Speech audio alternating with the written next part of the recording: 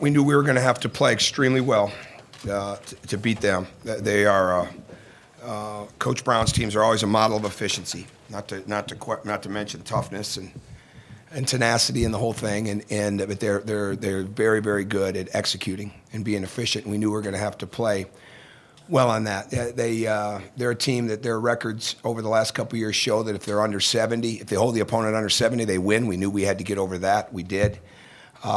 We needed to be at least plus 10 on the free throw line. We were plus 15. So that was big. Getting 4 players in double figures, you got to have balance to beat a team like that. And because the ball's got to move. And they're just too good defensively if you become a team that's just got 1 or 2 guys that are your main scorers. And we saw that from all the films that we've studied of them. So that was big to have 4 there. And then we wanted to be up. We wanted to be in control of the game at the end.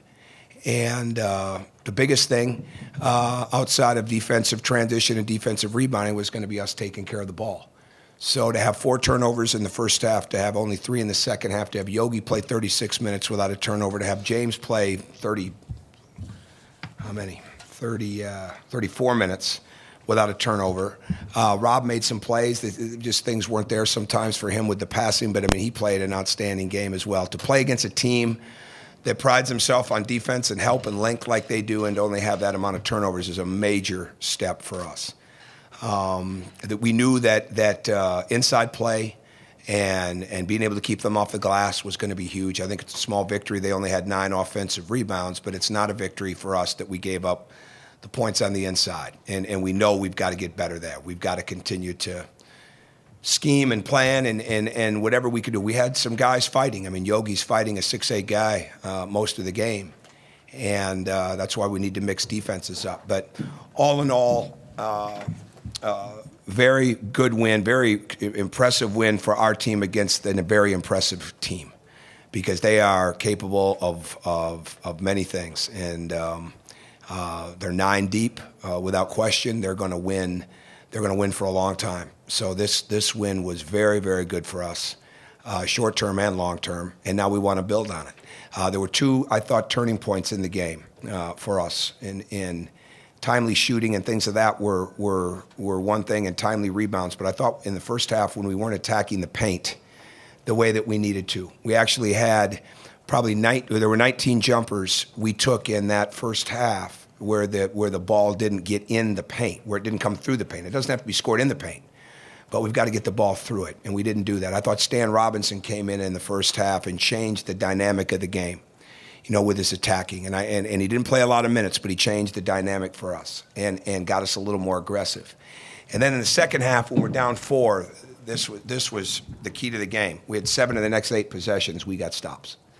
So I'm not even sure what our shooting was. I think that's when we had some of those makes. But bottom line, 7 of 8 possessions down 4 against a really good team, and we got stops in those. So a lot of stuff for us to build on, and I'll open it up. What's a game like this when you have to make the kind of plays at the end? You got to put away. What's it mean to the simple maturation of the team, psychologically, confidence-wise? Oh, I think it. There's no question that it will come back and help you, and you hope that they understand that they can do that all the time. And even the other night against Texas Southern, when we were up, I didn't sub because we wanted to work on running some clock without them really knowing we were running clock, our own team, because you don't want a team to start playing not to lose. You want them to continue to attack, look for layups, but at the same time get the ball swung and make the clock your ally. But tonight, that was important. Our press offense, moving the ball, looking for actions, and when they're not there, we were really, really strong on what we wanted to do when it got to 15 seconds or when it got to 10 seconds in the game, and we practiced that. It was one of our main points again this afternoon in our walkthrough. So that's all part of the maturity that they've got to go through. So I don't think there's any question that it will help, and it's going to be one of those next time you have it, it's been there, done that for a young team because there are a lot of young players on the court putting the game away. First 10 minutes, you were outscored 22-10. Do you think your team was just a little jittery to start the game? No, I don't think the ball was touching the paint, and I think it was we were getting really good shots. It wasn't like we weren't making. So jittery, I don't know, maybe. I mean, they were open shots and they were good shots. They just weren't going in. But for us, we have to be on the attack. and on both ends of the court. And the ball's got to get through the paint, through the post some, okay? But it's got to get through the paint. And they make it very, very hard to score in the paint because of the way they block shots and the way they all rally to the ball. And baseline drives are going to be almost unheard of in this game against them because of the way they rally to the ball. They're as good a help team as there is and that I've seen. I mean, they're tremendous at help defense for primarily a man-to-man team. Some teams like Louisville are outstanding in their help because of the way they zone. But this team is really, really good at that. So that's your mom. That's okay. You can take it. That's what we said. Other than that, detention. But to me, we got open looks. We just needed to be more aggressive and play through the paint, and that gets everybody going. That gets the energy up. Zach? I know you don't want guys obviously taking bad shots, but you started, I think, 1 of 5 in the first half from behind the arc, 0 of 4 in the second half. Is this a team that you don't want to be afraid or get gun-shy? Exactly. They weren't bad shots. I mean, it's almost like as a coach, you want to say they took a bad shot. Those are shots that just didn't go. And there's a little technique, and there's technique things. James, Max, Yogi. We're constantly trying to not only coach the technique, and it really comes down to reminders. It's not like trying to change anybody's shot, but they're just reminders, and those happen during the game. And I think, sometimes when you shoot it quick or you don't hold your follow through or you don't, get your last dribble down on your pull up and the ball's behind you, little things like that can mess with you. But no, I don't want them feeling fear. That's how we have to play. But the more the ball is moving and the more the ball is coming through the corners, then all of a sudden you saw us getting back cuts in the second half because we wanted to get the game lifted. We didn't want to be in a game with them. They want you to come out and play them. And we'll get to the point where we're pressing and three-quarter pressing and things of that nature to bring fatigue to the game. But that's just like giving Nick Moore his way. If you come up and chase him around and you let him use his speed and toughness and quickness, strength, I mean, that's not good. I mean, they're a big, long, athletic team, and Nick makes a lot of things happen. One of the keys for us was how we were going to defend Ben Moore. And he's a very good player. He did a very good job around the bucket.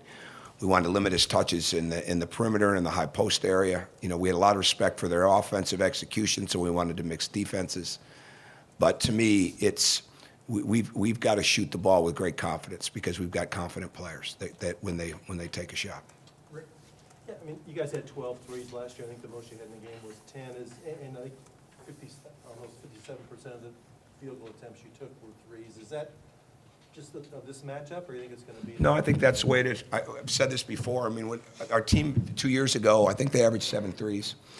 And last year we averaged 5. We make 2 more threes a game, and we've been harping on this, through the summer. If we'd made 2 more threes a game with last year's team, we win 6 more games, just like that. And a team like Michigan made 7 threes a game. I don't know how many we're going to make. We've never had. We've led the country. I've said this before, but we've led the country in the BCS over the last 3 years in league play and overall play and 3-point percentage. But we're nowhere near the attempt leaders. Okay, and that's okay as long as we're getting good threes. I don't care how many threes we take, as long as they're in rhythm, as long as they're not forced and challenged, and as long as that was the best shot we could get. But there's like Nick took a couple of quick ones there late. Nick feels it. I mean, those things go down, the roof comes off, right? I mean, it's just there's time and score to it, but there's the same time, this is a rhythm team, and the more that ball's moving, there's a lot of guys can get in rhythm.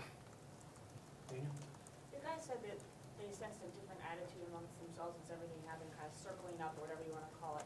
How much does that attitude kind of is responsible in this kind of a game? That they're kind of relying more on one another. They're pull this one out. I don't think there's any question that's a huge part of it. I mean, you can't plan for everything that they've been through and that they're going through. It's not like we've been through it. I mean, we're still in the midst of it. We're still in the midst of maturing. We're still in the midst of growing up. We don't have a teammate with us that they miss dearly and misses them. And, the thing with adversity, you're going to go one of 2 ways with it, okay? It's either going to break you or it's going to bond you. And it's too early for us to have an answer to either one of those. That would be foolish to say that. But for us to continue to move forward and for them to continue to bond, it's not just about being friends and buddies. It's about them being able to tell the truth to one another. 24/7 with one another, right? But at the same time, it's in the court.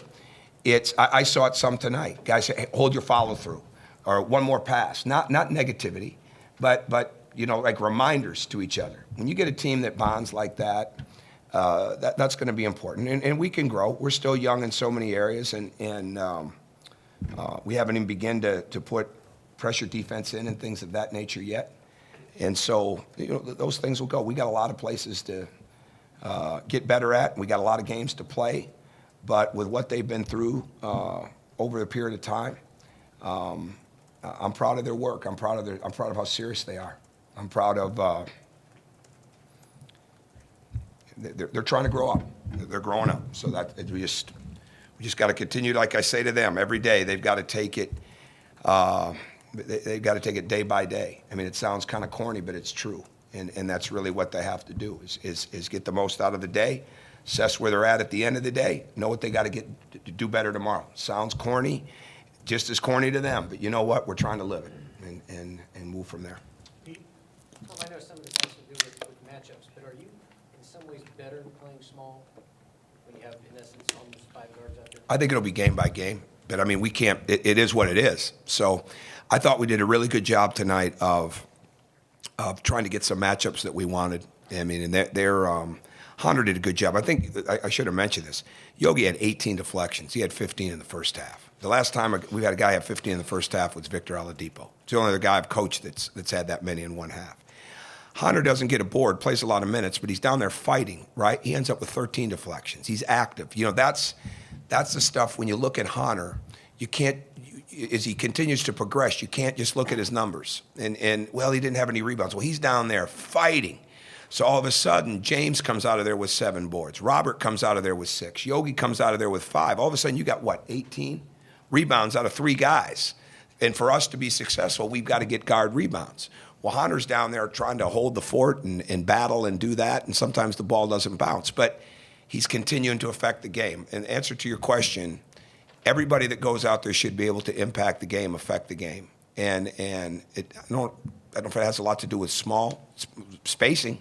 Okay, but Troy figured it out. I mean, Troy started scoring down on the baseline, and Troy was so excited to be in the game and trying to make plays. And all of a sudden, when he slowed down a little bit, things started to come to him. He makes big defensive plays. I think it's just putting our guys out and making sure that everybody knows that when that ball moves, everybody's going to be rewarded, whether we're small or whether we're medium-sized.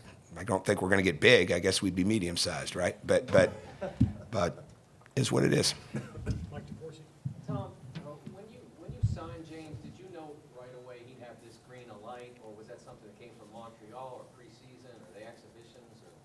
When did you know that this would? Well, I think he's really smart. He's really, really a smart player, and that's the thing about Robert too. I mean, they're serious-minded, but they're very smart players. And James really wants to be better at everything.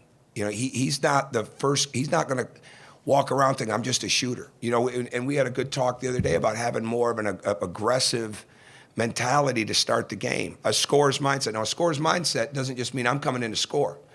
A shooter's mindset means I'm coming in to shoot. A scorer's mindset, we're coming in to find the plays.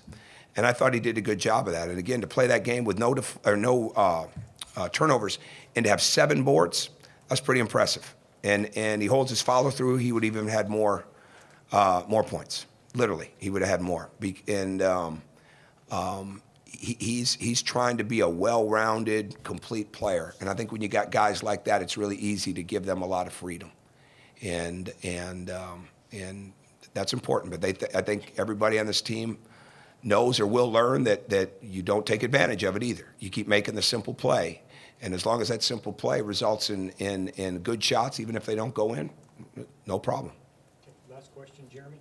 To follow up what you were saying about Connor, how big was that charge he took? Oh my goodness, that might have been the loudest the building was all night, and deservedly so. He started the game with a charge. I think 2 of the first 3 possessions were charges, right? Or something like that.